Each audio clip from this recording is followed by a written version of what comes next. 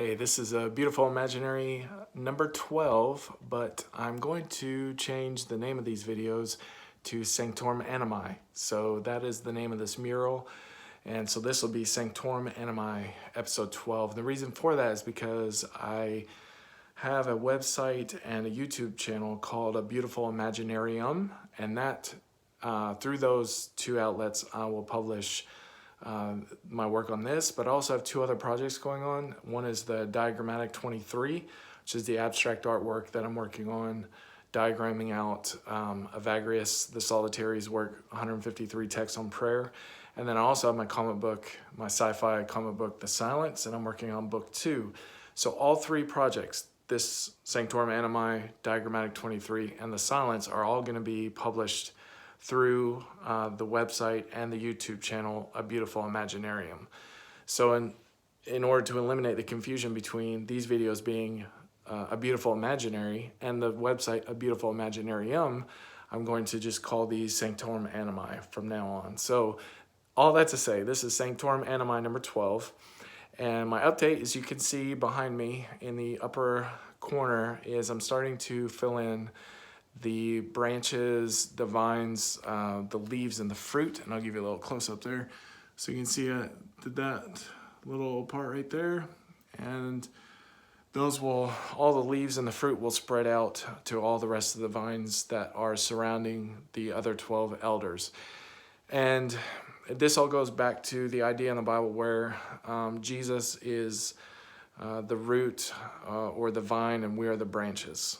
And I'm communicating that not only around him is surrounded all of the branches, but they extend out to all the saints, and that's the same for us. So as I've been drawing this and thinking about it, one idea that I've been pondering is the idea of fruit and what kind of fruit is coming out in my life. Just like Jesus says, you will know a tree by its fruit, and he was making that illustration to say, you will know those who are my followers by the fruit of their lives and what goes on in their lives. And so I was just looking at my life, and one thing from previous years, for 20 years, I've been a Protestant Christian, pretty much in the Reformed evangelical camp of things. And I've really wrestled with this idea of forced fruit. And what I mean by that is there's a high emphasis on grace, but in that school of, or in that group of Christians, there's a high emphasis on grace, but there also tends to be a high emphasis on making sure the fruit of your life is in line with that grace.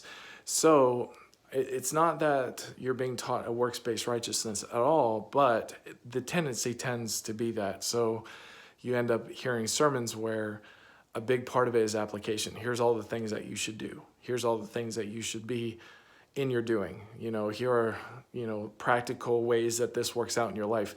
And you find all these things that you then have to do because of the truth that you just heard. You see that in the Bible, and for example, I think of Ephesians. The first half of it is who we are in Christ, and then the second half is the result of what that should look like in our life. The subtle problem is when the doing becomes who we are. And for many years, I think I really tried to force fruit out of my life through what I did, and really burned myself out and exhausted myself in doing that, instead of really focusing on who I am in Christ and letting that fruit just naturally appear.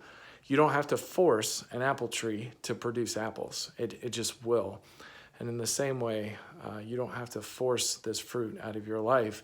Instead, it will just naturally come out because of your identity and who you are. And so I've been thinking about that a lot lately. I'm pretty distracted and a little bit disillusioned and a little frustrated and spiritually just a little weak, I would say right now, if I had to be completely honest.